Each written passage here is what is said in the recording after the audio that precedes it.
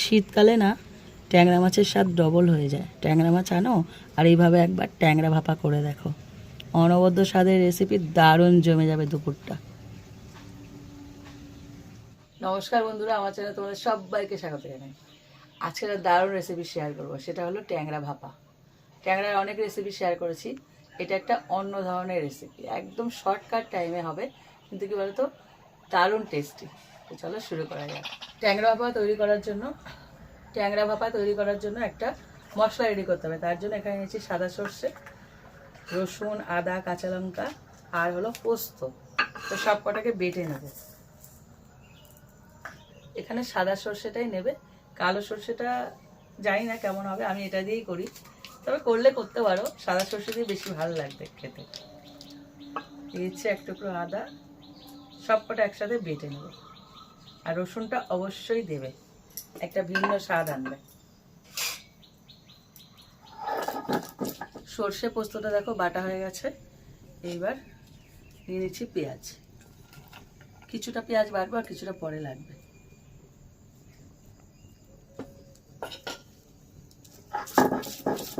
আমার উনুন ধরানো হয়ে গেছে, এবার কড়াই বসিয়ে দিচ্ছি। মাছটাকে প্রথমে ভেজে নেব।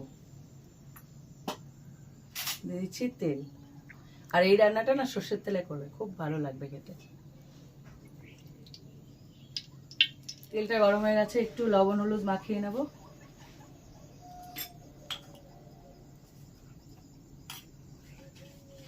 এক এক করে মাছগুলোকে ভেজে নেব।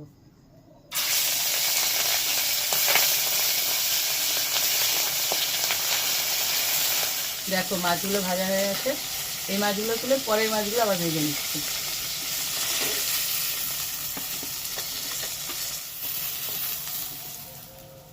মাছগুলো সব ভেজে নিয়েছি আমি। এবার এই তেলের মধ্যে যে পেঁয়াজগুলো ছিল ওই পেঁয়াজগুলোকে ভেজে নেব।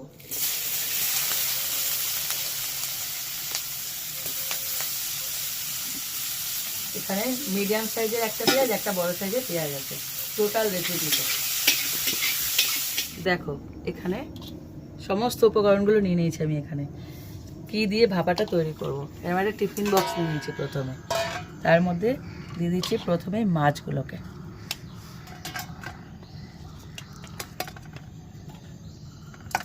এরপর একে একে আমি সমস্ত দিতে থাকবো। যে বাটাটা তৈরি করেছি পোস্ত সর্ষে, ওই বাটাটা দিয়ে দেবো। তারপর যে পেঁয়াজটা ভাজলাম সেই পেঁয়াজটা দিয়ে দেবো। ভাপা রান্নার মজা আছে, সব রেডি করে নাও আর পরপর দিয়ে ব্যাস বসিয়ে দাও, খুব সহজ। হ্যাঁ, আপনিও পারবেন করতে। হ্যাঁ। এবার দিয়েছি স্বাদ অনুযায়ী লবণ। লবণটা একটু ভেবে দিতে হবে, কেননা এই রেসিপিতে একদমই বেশি জল পড়ে না। দিচ্ছি হলুদ গুঁড়ো, যেহেতু এখানে কাঁচা লঙ্কা বাটা আছে সেই হিসাবে ঝাল যেমন খাও সেই অনুযায়ী লঙ্কার গুঁড়োটা অ্যাড করবে।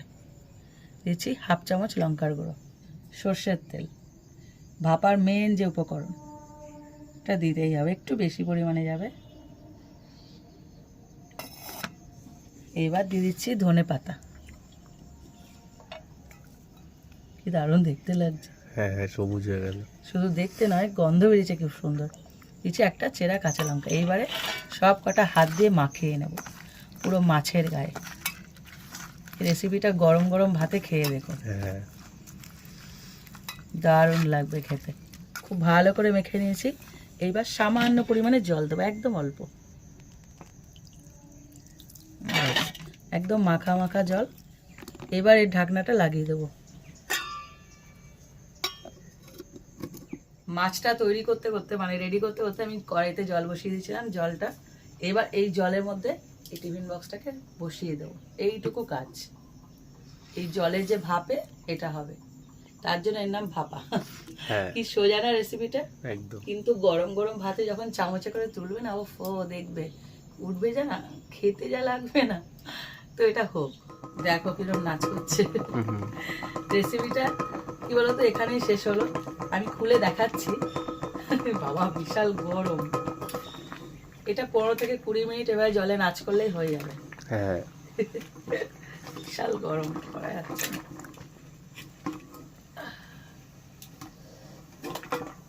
উঠেছে, বাপরে বাপ। এবার এটা ঠান্ডা হলে খুলছি। এই দেখো এটাকে ঠান্ডা করে নিয়েছি।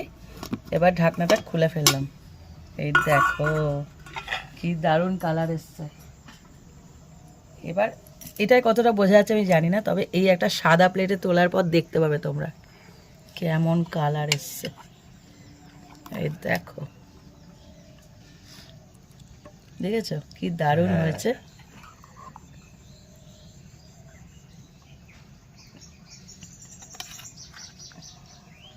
কি সুন্দর লাগছে। এই দেখো ট্যাংরা ভাপা, তোমরা রেসিপিটা অবশ্যই ট্রাই করো, কিন্তু দারুণ খেতে হবে। দেখলে তো কীভাবে বানালাম, একদম সোজা, দারুণ একটা স্বাদের রেসিপি। অবশ্যই শেয়ার করো আর খেয়েও আমায় কমেন্ট করো, আর ভালো লাগলে লাইক দিও। আর এরকম আরও রেসিপি পেতে আমার চ্যানেলটা সাবস্ক্রাইব করে দিও। আর যারা ফেসবুক থেকে দেখছো তারা আমার চ্যানেলটা প্লিজ ফলো করে দিও। তো আজকের মতন টাটা।